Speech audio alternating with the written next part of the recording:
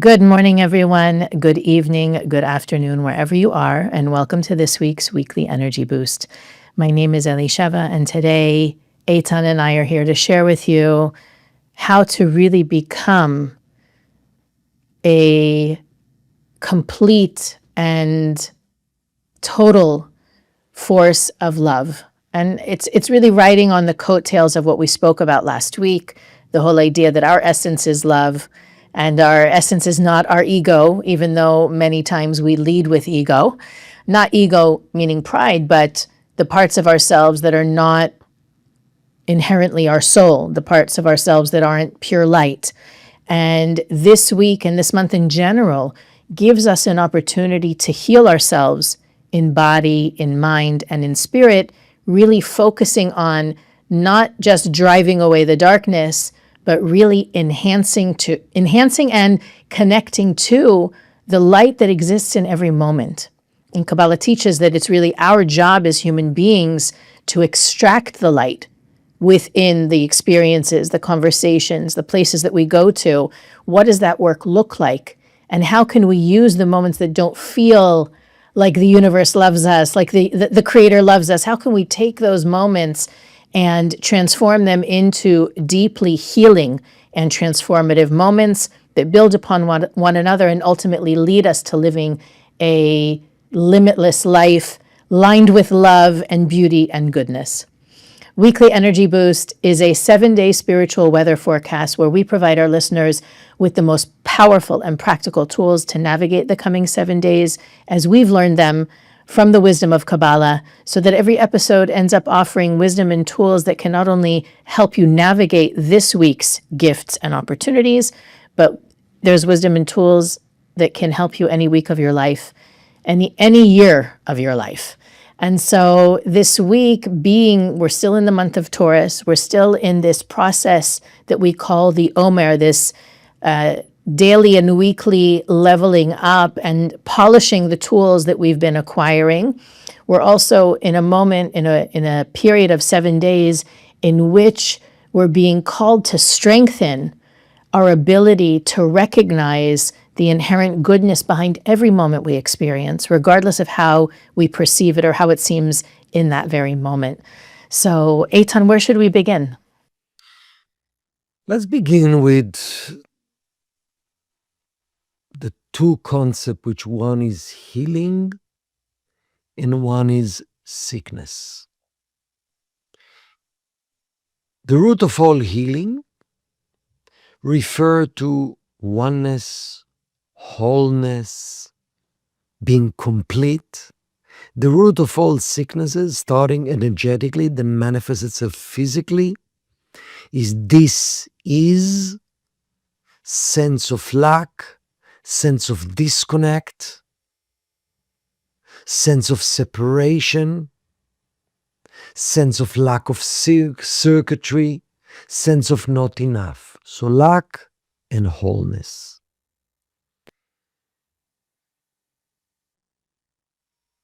There's only one source of wholeness,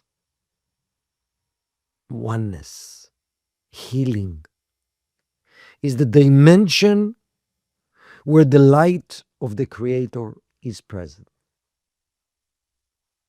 Because we all came from that source, and that's true wholeness, complete. The only thing that actually can eliminate any darkness, any pain, any despair is in this very present moment. Beneath all the layers is the light of the Creator. That's the essence of everything. That's healing. When we see life through our physical body, through our physical senses, through what we call Kabbalistic desire to receive oneself alone, we feel lack and we're trying to fix the lack by fighting the lack. But the only way to actually remove that sense of lack is by aligning myself to the wholeness that existing now. What does it mean practically? In this portion, the Torah speaks about the high priest, the Kohen, which is the source of all healing. which speaks about the high priest within each one of us, the healer within each one of us. Healing starts with healing my own life, my own mind, my own experiences. In every given moment, there are two lenses I see life. I see challenge, I see good things, I see something that appear bad things. My body and my soul. My soul, which aligns with the force of the Creator, constantly love every moment. Because my soul is aligned with the nature of the Creator that is present in every moment, which loves us and wants to give us endless good and what's for our best in every given moment. The light of the Creator loves us, gives us, and our soul loves this experience, love this moment. What about the challenge?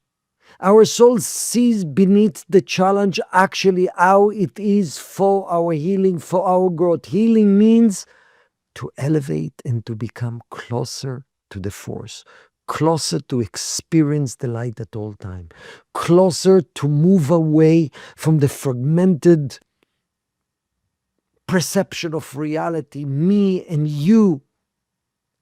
So our soul love every moment. And if we're honest with ourselves, our reactive self, our external self, constantly, I like this moment, I don't like this moment. I like this moment, I don't like it. I dislike this moment, I hate this moment.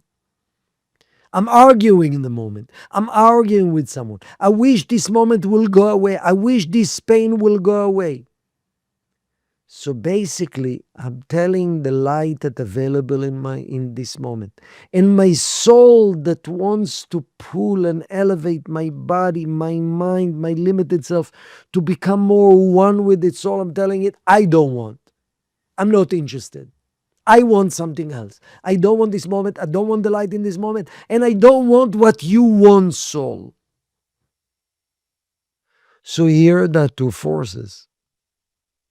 My soul loves this moment. My soul sees the light of this moment. My soul at one with this moment. My body don't want it. I don't want this moment. I don't want my soul. I want what I want. That separation between these two frequencies, body and soul, create a space Kabbalistically. That's where sickness, negativity, chaos, and even, God forbid, the angel of death comes in.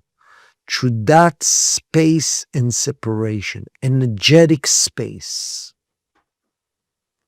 lack of alignment with my soul, lack of alignment with the true essence of what's happening in this moment, and true healing starts when I decide, even though my body and my limited desire, my limited perception can't stand this moment, I'm telling my body, I'm telling my mind, wake up.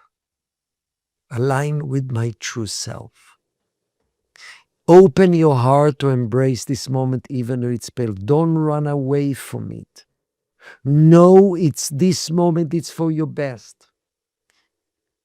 Even though you have tremendous reactivity and you want to reject this moment, first observe that's not your true self. You're creating space. Let's heal that space. The beginning of internal healing is when I'm embracing, accepting, and eventually loving this moment because I'm actually healing the space. Healing is removing space. I'm healing the space between my mind, my body, and my soul. And that's the question we all need to ask yourself. Do we want to raise my natural desires, my natural thoughts, my natural instinct to align to the soul, and as a result experience the true potential I came to experience? Or I decided I don't care about my soul. I want what I want. I want the relief that I want. I want the temporary fulfillment that I want. I want the ego that I want. One is a path towards healing and living life in a meaningful way.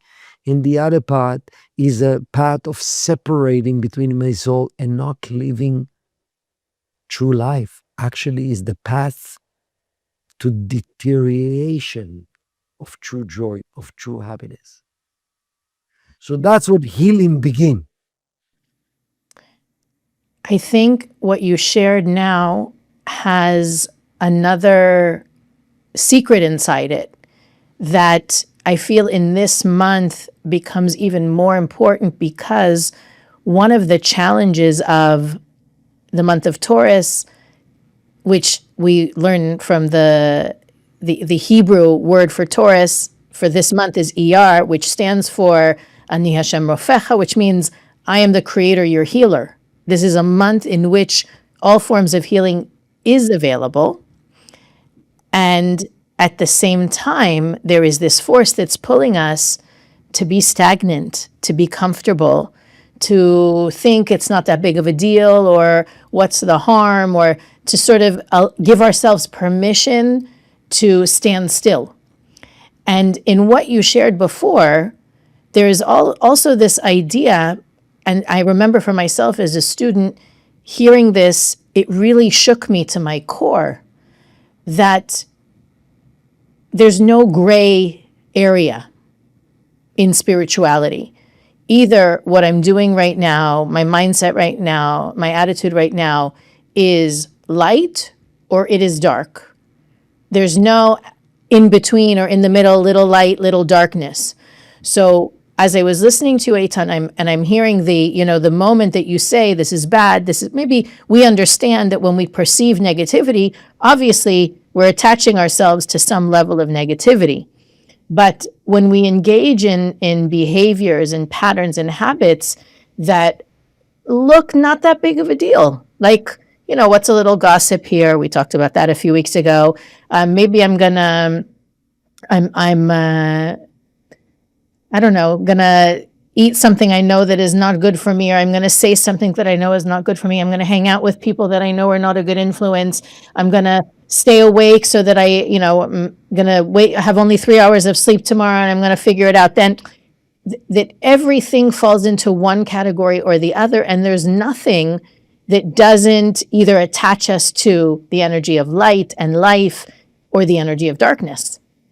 And a lot of people, I think, hear these teachings and say, I'm not that big of a deal myself, right? I'm just Joe Schmo living in my little corner of the world in my little apartment or house with, I don't have that much influence.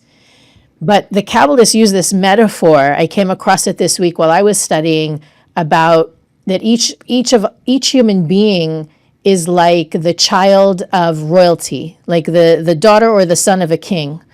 And one of the Kabbalists asks, do you think the children of actual kings ever forget for a moment that they're royalty? They never forget, right? It's their brand. It's how they get what they want and how they make things happen. And, maybe they want a little privacy once in a while, but they never forget who they are.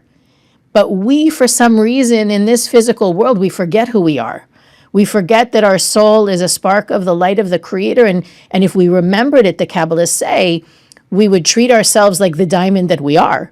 But we allow ourselves, and I think this month it becomes so much more of a challenge for us, because we give ourselves, I'm in a much better place than most people in the world. I know a lot of people that talk like that, right? I'm more advanced, I'm more spiritual, I'm more connected, I have more consciousness.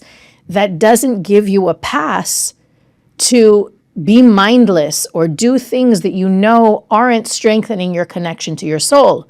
Now, obviously we're human beings and we have to be human and recognize our humanity, but we don't have to be controlled by it.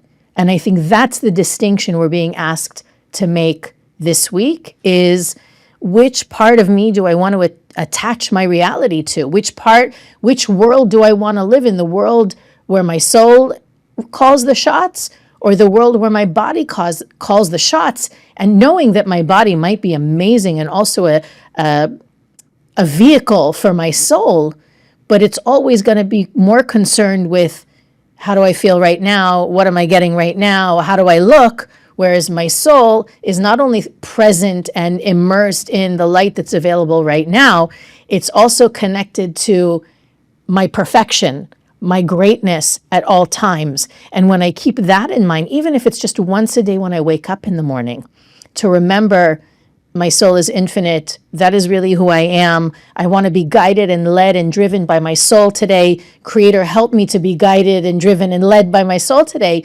Even just planting that seed in the morning gives us the advantage of having that be the ground in which we planted the seeds of the day, and it can really make a huge difference. I think the work of this week is to watch ourselves. How often do we give ourselves a pass? How often do we discredit our strength, our holiness, our connection, so that we can indulge or feel good for a minute and we'll deal with the consequences later? No, this is the week to remember whatever the consequences are, even not ones that I can perceive, and they're for sure not worth it. So how can I make a different choice right now and tomorrow and the next day? Beautiful, beautiful. And I want even to delve deeper about practically how do you make that choice constantly? I choose to connect to the desire of my soul. And if you really think about the ultimate healing, healing is removing space, removing separation. And the word healing described by the word love. Because in Hebrew, ahava, love, numeric value 13, is echad, is one. In place of true oneness, there's no sickness. There's no separation. What is the oneness that we're talking about? Loving oneself, loving God, loving someone else. What is loving God or loving oneself really mean before even you go to love someone else? Is loving, number one, everything starts with loving this moment. So let's go through an experience. You just heard something difficult. You have natural reaction. Upset, irritated, blame, angry, hurt, sad. Got it. That's part of the tikkun process. Whatever happened, in this moment, a space was revealed between the body desire and the soul desire that represented by all this emotion, because my body doesn't like this moment, my soul likes this moment. And that space is just indication, heal it. Remove the space between the body and the soul, between you and what's happening, between you and God, which is actually this moment, and between you and your soul. How do I remove the space? It's very simple. Ask yourself a question. What does my soul feel about this moment? My soul accept this moment. My soul actually love this moment, because my soul know that in this very moment is the light of the Creator shining its love now. But my body doesn't, and I'm not letting go because I'm attached to a story. And the reason I'm attached to a story, because I don't trust that in this moment there's divine blessing, that divine force that loves me now. And then I choose, please the Creator, allow me, and it's within us. We all have that soul desire within us. It's a choice. Please the Creator, allow me to connect to my soul desire, that I love and I trust that this moment is for my best. And maybe at the beginning you say, okay, let go of the movies. I trust and I accept this for my best. But then you need to get to embracing it deeper and deeper until you love it.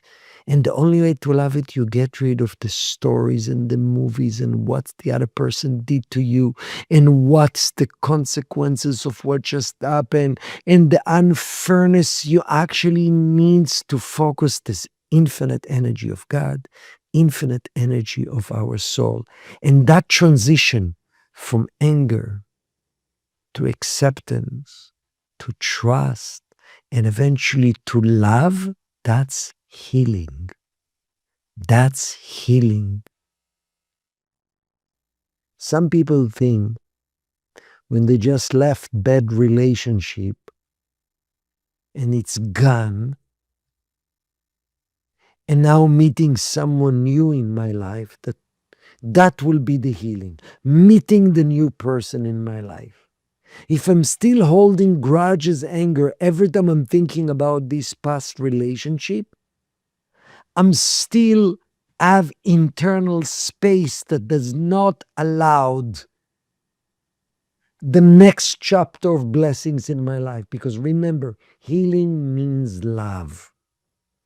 Love means I love my reality. Include what just happened to me. It doesn't mean from place of love I cannot decide that I don't want to be with that person. But having the anger still with me, it's space. Forget about other people. It's space between my soul that love and embrace every moment and my body that looks at stuff in such a subjective, temporary way. It's good, it's bad, it's good and bad.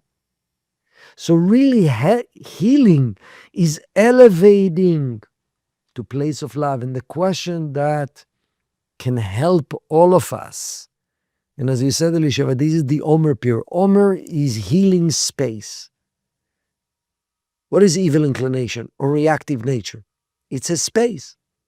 It's space between me and the light, space between me and the soul, space between me and trust. That's the reason in the blessing of the Omer we said, Shava Shabbatot Tmimot. Tmimot means simple trust. We're moving, every day of these 49 days, we're elevating towards simple trust.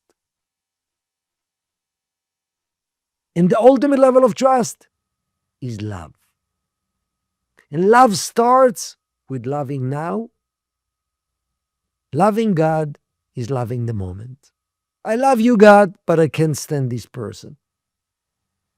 So actually, by me saying I can't stand my life, or I can't stand this person, I'm saying I can't stand you, God. And it's a process. But the fact that you're observing the process and at least knowing that with all this charge of emotion, this is just space that needs to be healed, that's an amazing beginning. Totally. And I think it's very much connected to something that we reinforce many times when we teach classes, is that the study of Kabbalah is really reminding our body and our conscious mind what our soul already knows. So it's not about, this is foreign to me, I don't know how, the opposite. That this wisdom and this ability is something that's deep inside each one of us. And the work is really finding the way to be more in touch with that inner wisdom, with that source of light, with that guidance that's constantly there. So it's not, you can look at your life and say, oh, I've been so negative, I've been so controlling, I've been so, all the things you've been. But all the while that you were those things, the soul, that light, that wisdom is still inside you. And this is the work. Everything we share every week is really about the work to get in touch with that wisdom again. We had it before, we want to achieve it and reach it again so that we can, like Eitan was saying, close the space between body and soul. It closed the space within us and others, close the space between us and the light of the Creator. And that's really what this period is all about. And I am excited to hear from our listeners about how you are doing this work and how the changes that come from utilizing these ideas, this practice, might not make you, it's not meant to make you into a different person overnight, but gradually shift you from those making the choices that are short-sighted and eventually self-defeating to the ones that lead to not only lasting fulfillment for you, but for everyone involved. Weekly Energy Boost is available on all podcast platforms, YouTube, Facebook, and Instagram. You can follow us there to receive more content to support you in living what we share in every episode. You can also go to our website, weeklyenergyboost.com, where you can learn more about the things we think are important to share with our listeners, search through our archive, send us a message, or click the donate button to help make Weekly Energy Boost possible. But as always, stop whatever you're doing right now, unless you're driving, and share this week's episode with at least one person. Maybe they're a friend, maybe they're less than a friend, but this is a week that we can all benefit from a lesson in love, and that's really what this week is all about. We'll see you next time on Weekly Energy Boost.